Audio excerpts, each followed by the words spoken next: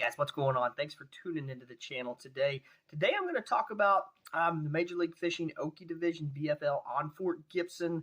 That was June 10th, 2023. I want to go over how my day went, how over practice went, how I did, how I caught my fish, everything I could have done different.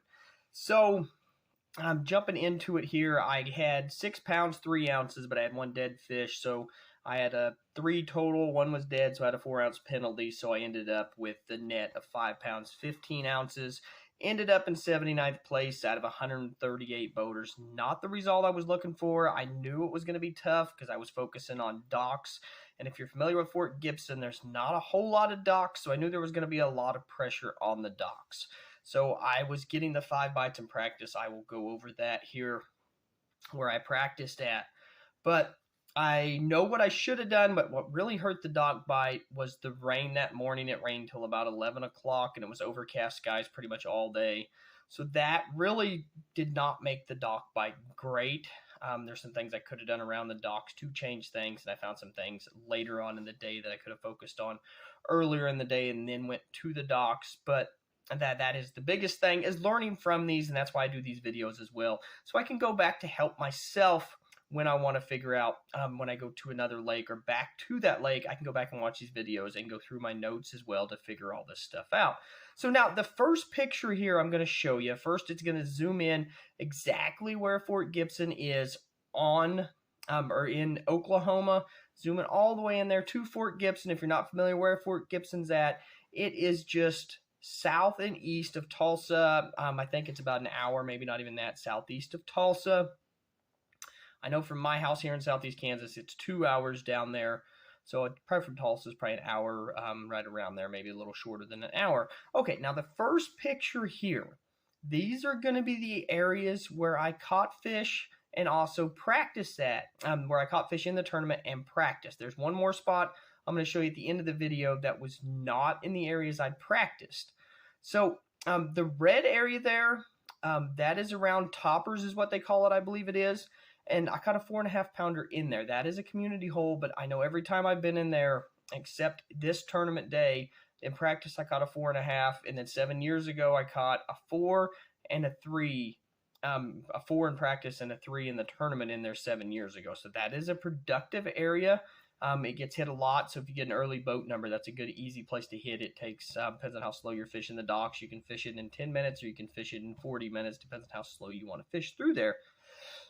Now the white, that I caught a 2.5 pounder in practice in there, and that was just north of there, as you can see in there.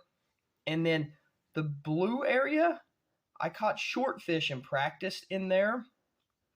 The white area, go back to it. In practice, I caught the 2.5 pounder. Then in the tournament, I didn't catch anything, but my co-angler, I believe, caught 2 out of there. And then the blue, I had 1 short fish, and then my co-angler, trying to remember where the blue area is. Yeah, in practice, I had 1 short fish in there, and then I had also had a keeper in there, 1 short and a keeper, and that is where I caught 1 keeper in the tournament at, and I missed 1 keeper. We're going to go over exactly where those areas was. And then the green, I caught a 3 pounder in practice, and then a keeper in the tournament, and also a keeper in practice. And then the orange area, I caught 4 short fish out of it in practice, and I did not hit it in the tournament. Then there is one other area I hit. You'll see it later in the video. It is back south of the ramp, and that is, you'll see the video like I said, but that area is Paradise Cove Marina. I'll explain that to you here in a minute. Okay, so now let's get to the breakdown of these areas. So the red area here, you're going to look at it and you're going to see the red dot. That is where I caught the 4.5 pounder in practice. I caught that on a 2K Jigs Rover Candy. It's a finesse jig, and I had that paired up. It was in pumpkin purple, the Rover Candy jig was, and I had that paired up with a baby rage bug in Falcon Crawl.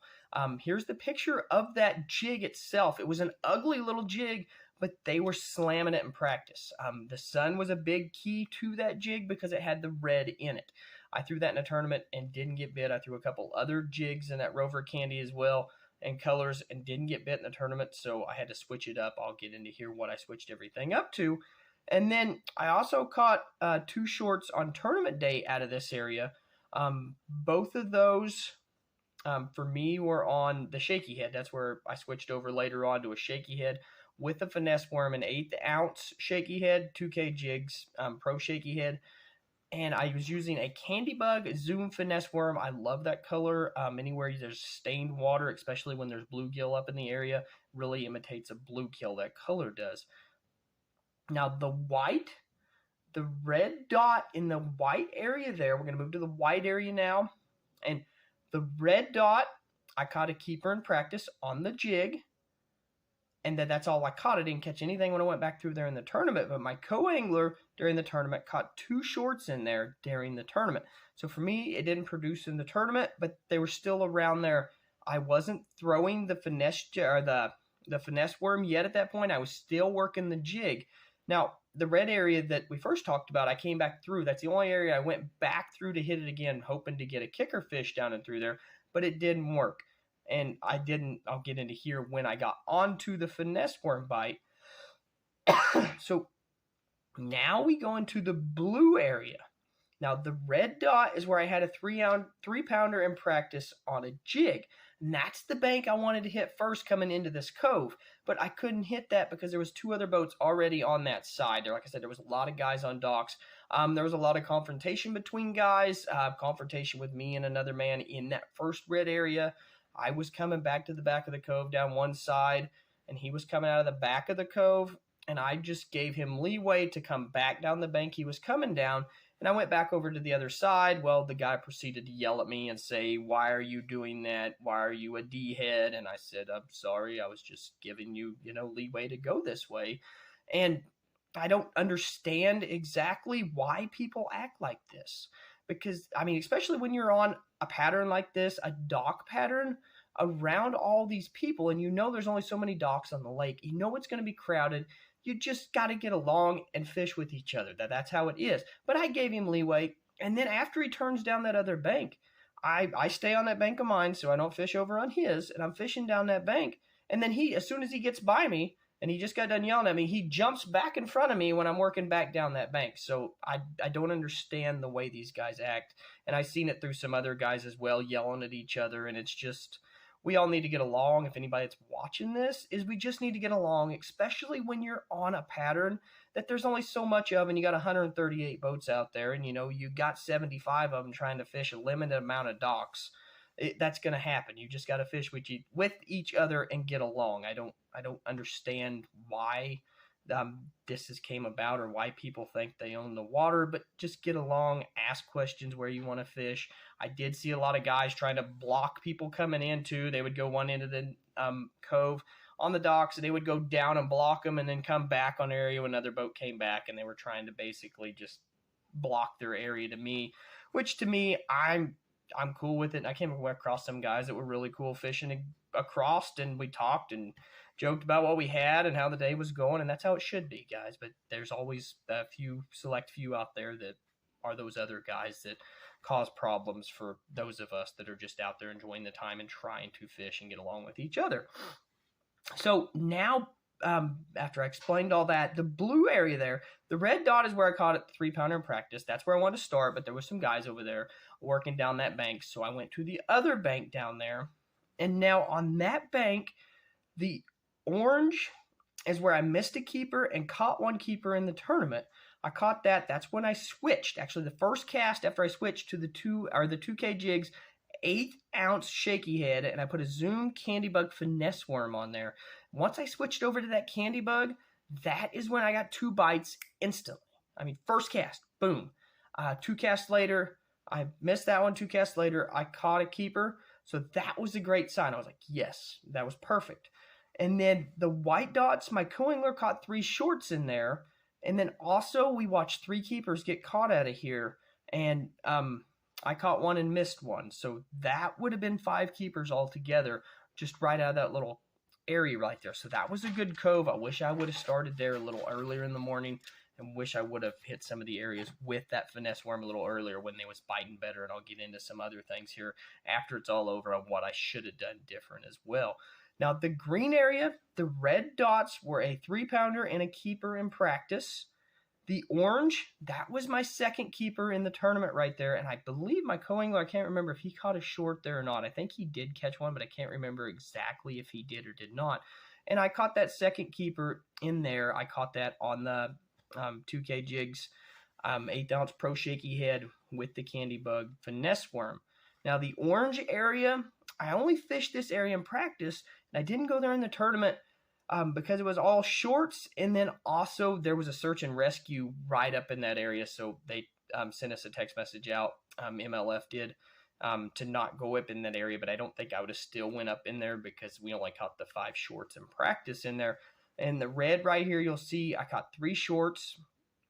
That was on a 130 Whopper Plopper in Sexy Shad. I caught all those early. Then I went back through there in the afternoon to see if I could get a bigger one on a jig or something else off those docks to see if that was just the top water, if that was the little bite on the top water, or maybe I could pick another bigger one up on a jig. But we went back through and throwing a scrounger head, what the guy with me was throwing, and he caught 2 shorts the same size with the scrounger head with a white, not a white Zako, but a shad-colored Zako on it. And that was later in the day, so that told me this area isn't holding the quality of fish that I need, so I stayed out of there on tournament day. Now to the last area. I had about, by the time I did hit an area across the lake over there, there's a marina that's kind of got rock around it and some riprap. I did hit it for about 20 minutes. And then I ran into the red circle here, which you can see, and it's going to zoom in there. This is Paradise Cove Marina. Now, we're zooming in here, and I wanted to fish here because I remember 7 years ago on the point, that secondary point back in there, I caught some fish there.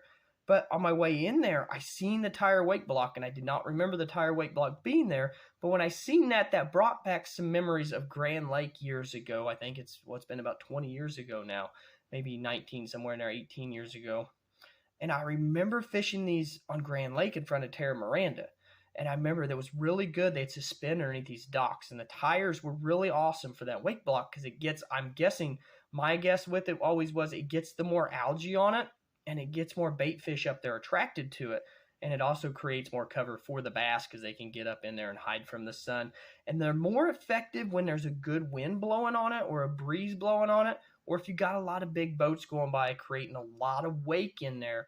Because that pushes, I guess, the bait fish up under there or the bass get up in there. And they hide in that. So I seen that and was like, that's really cool. I was like, that's nice. I'm going to jump here. We're going to fish this. I remember this. I was telling my co-angler that we should be able to get some fish off of this. And there was a little slight breeze blowing on it. And it was a not very long, first 5 minutes there. First fish was a keeper. Right there where the red dot is, that was the first keeper. I was throwing a middle end Sexy Shad. And that was a great color. Another one that works good is a Bomber 6A around those. Bomber fat-free shads work if they're a little deeper. I like the Norman middle ends, or even Norman deep little end works really good as well. And then the white, those were 2 short fish. I caught mine on a Norman middle end and Sexy Shad color, and my co-angler was throwing, I believe it looked like a Bomber, and I think it was the chrome and black is what it looked like. Now, like I said, the bass like to suspend under those wake blocks, and it's better if there's a wind on it. And I hit the backside. Sometimes it'll be on that backside, but they're usually in front of that front side. And that is where I caught them at, was in front of that front side where that wind was blowing on it, and then went back through and we did pick one short off on the way back through. But I wish I'd found that a little bit earlier, and I bet there would have been a decent topwater bite on that, especially with that rain that morning and the clouds. So now let's get on to what I could have done different. The only thing that I think I would have changed, maybe go hit that wake block a little bit earlier in the day with the clouds.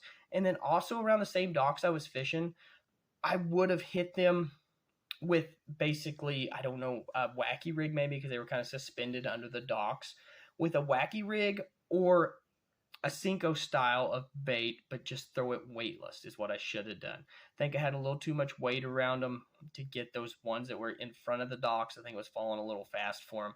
But, or maybe even a fluke I could have went back to. See, I just thought about that. That's why I'm doing these videos. So I can go back myself and watch them and put this all in my notes. So the next time I see Fort Gibson and I see this, it's going to be this way, which practice was kind of difficult because practice was, the water temperature was getting up to 90 degrees. That's how hot it was. The air temperature was up in the hundreds, both days of practice, so it got really hot. There wasn't a cloud in sight. There was absolutely no wind, so it was a tough practice. I did not have those conditions in the tournament. Obviously, it started raining on us right after takeoff. About 10 minutes after takeoff, the wind came in and kind of just messed things up for me. So I had to spend my time trying to adjust to them. Just got them figured out a little bit too late. I got to be quicker on that and knowing what to do. And that's why I'm doing these videos, to adjust to the fish. That is the hardest part with bass fishing, guys, is you can go out and practice and just go out and fish all you want every day of the year and just catch them, consistently and just do everything right. But when you jump in a tournament, you got to be able to adjust. You can't just go out and not catch fish one day and just be like, oh, well, I didn't catch fish that day. I had these good days. Oh, well. But if you fish a tournament, that all shows up. I mean, that comes up and it shows how well you did against others. And you got to be able to make those adjustments, and you got to make those on the fly, because you only got 8 hours to catch them. So you got to be quick in making those, and you got to see that weather coming in, which really the night before, it said it wasn't even supposed to rain. It was only 20% chance of rain. No, supposed to be mostly sunny. There wasn't supposed to be many clouds at all. So that just kind of came in that morning. I was sitting at the boat dock tied up, and some guys were talking about there was rain coming in. And then once the light kind of came up, I could see there was a big storm rolling in, and I knew I had to change something, but I couldn't really think ahead of time what to change exactly. But now I got that figured out. So the next time I see Fort Gibson, I will be right there on the same page, which I still didn't do too terrible. I would have had 4 keepers in the boat, which would have had me up around 50th place with the 4 keepers. If I'd have got one more in the boat, I could have been up there flirting around with a check range. Just needed really one more fish. I got the same bites I needed. I didn't get the jig bite. If I would have switched over to the finesse worm a little earlier, I would have picked some more off, I do believe, and if I would have changed some things earlier in the day. But that's bass fishing. That's how it goes. So hopefully you guys are enjoying this content. If you guys know any of your friends that want to watch this content or see this content, my content is a little different than everybody else's. A lot of guys, they show their catches. They show actually them catching them. I didn't have my GoPro on because it was raining, and then it was hot, really, really hot in practice, so I didn't wear the GoPro, and I was going to wear it in the tournament. Also, my charger, I couldn't find it. So I had to just deal with whatever I could deal with there. And I was going to wear it in the tournament, but it rained most of the day, so I just didn't have it on, didn't wear it. So just tell your friends about the channel. Tell them how unique it is, how I explain where I catch them at, why I caught them there, how everything's going. Let's get the channel out there. As far as I'm aware of, there is nobody out there that has a YouTube channel that actually breaks down tournaments and shows you where they catch the fish. That is the biggest thing with me. I know you might say, oh, well, this guy only got, 78th place or 79th place. Why would I follow him around? Guys, these are good areas I'm telling you about on this lake here. I mean, they might be community holes, but if you're going to a tournament that is out of this area that comes into this area, these are things that's going to help you. Now, if you're in a local tournament, most likely not, because like I said, the docks are not really hidden, that's for sure. But you might be able to find something on one of these docks that is hidden to others, or go and pick them apart with finesse lures more than somebody else, and you can still go there and salvage up a check or even be up there in the top. So this is what does me good, though, is this time I focused on docks. So say I go there again in June, I can go there and practice, and I can focus on other things other than the docks, because I know I can come back and catch fish off the docks. So that can let me expand areas on the lake. All right, thanks guys for tuning in. Look forward to seeing you next time.